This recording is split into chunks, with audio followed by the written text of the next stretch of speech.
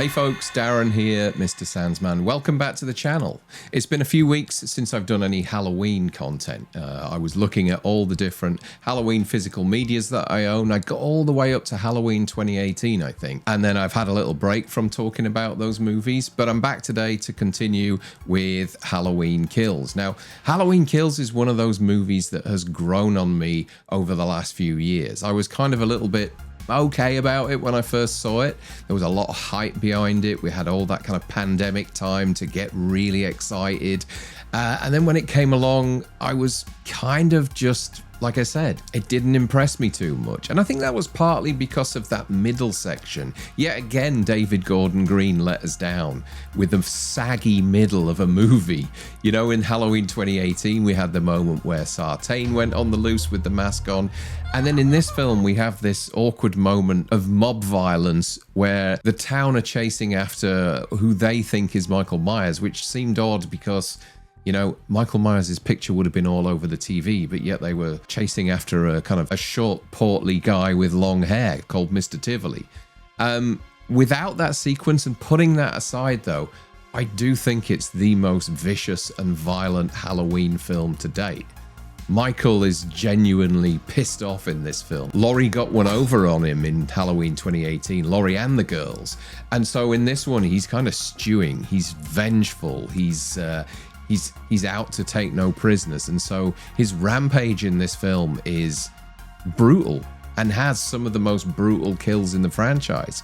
We get the scene in the car where the doctor or the cosplaying doctor gets the knife in the eye. We also get Cameron's death later on, which is got to be one of the most brutal kills in the franchise. And so over time, because of these reasons, because of the great score with this film, because there are some great moments of Michael Myers in this, the firefighter scene, the scene where Michael's stalking Lindsay, the attack on the car, the scene with the mob at the end, the attack on Cameron and Allison in the house, the mob scene at the end, I really do enjoy this now, and I think it would have been perfect if they would have maybe in some way had the ending of Halloween Ends tacked on to Halloween Kills so that, you know, we didn't have to sit through that whole other movie with Corey Cunningham. But we'll get to that in the next episode. But yeah, on physical media, Halloween Kills, I got this not long after it came out. Comes with a slipcover.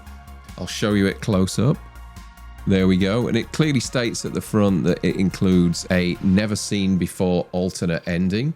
There are actually two versions of the movie on this, and we'll get into those in a moment. There's the back.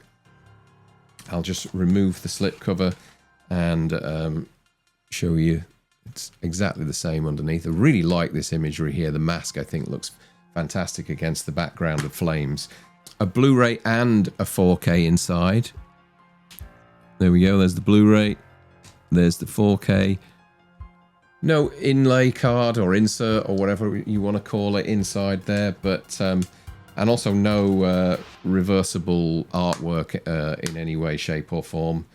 But we do have a kind of semi-generous array of extras on here. So, reading through it, we have a gag reel, deleted and extended scenes, Haddonfield's open wounds, the Kill Team, the Strode family values, the 1978 transformations. Remember, folks, that opening sequence, which was all set in 1978, where you had Hawkins as a young cop. You also had Dr. Loomis in there as well, played by Tom Jones, I think he was, who was one of the carpenters on the set or something like that. He was singled out, and Chris Nelson did a great makeup job on him to make him look like Donald Pleasence, and he really did. He looked fantastic. Voice needed a bit of work, I guess, but on the whole, I was convinced it was Donald Pleasence there. In my mind, I was kind of like, yeah, I buy that. So there's a whole section there on how they transformed Haddonfield back into 1978. They did a great job, and I think a lot of us would have liked to have seen a full movie set against that backdrop, but I'm sure it would have cost an arm and a leg to do that. The Power of Fear, Kill Count, a commentary with David Gordon Green and stars Jamie Lee Curtis and Judy Greer, which I haven't actually listened to yet. And then you get the two versions of the movie. Within that extended version of the movie, there are some extra scenes. You have roughly 4 minutes, I think it is, of extra footage. There's some more gore in some of the kills. There's Tommy Doyle's death's a little bit more prolonged, and I think there's also maybe 1 or 2 of the mob at the end that get killed in the street scene. And then there are subtly added moments with the 3 Strode women. The film includes small sympathetic scenes involving Laurie and her family, adding brief character touches that the theatrical cut didn't necessarily linger on. There's also an alternate ending as well here. The extended cut introduces a different conclusion that dramatically sort of reshapes the narrative tone of the film.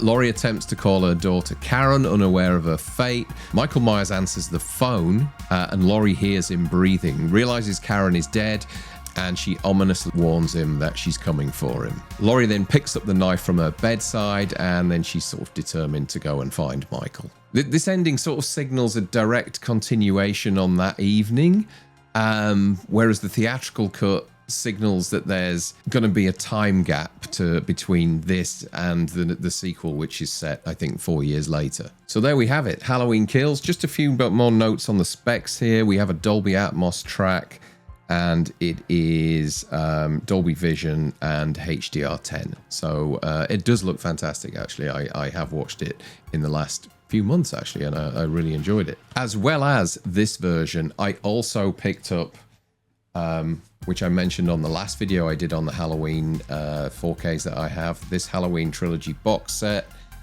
which I think was like a Walmart or an Amazon exclusive in the US. I think this was quite widely available in the UK.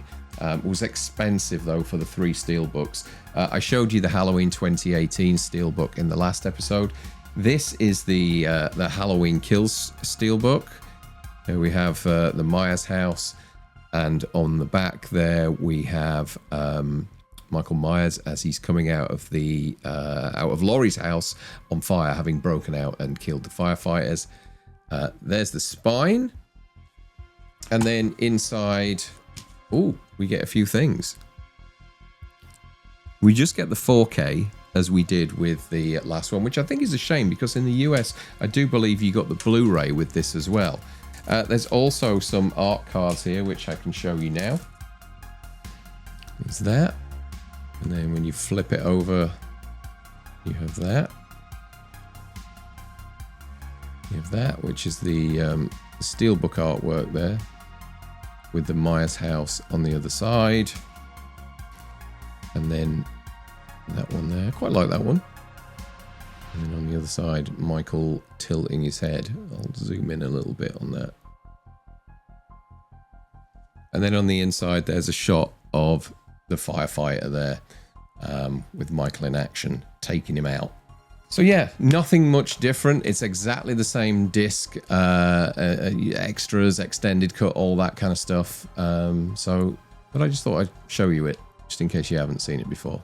Halloween Kills. Again, probably my favorite of the 3, I think. It's kind of going that way. 2018 was good.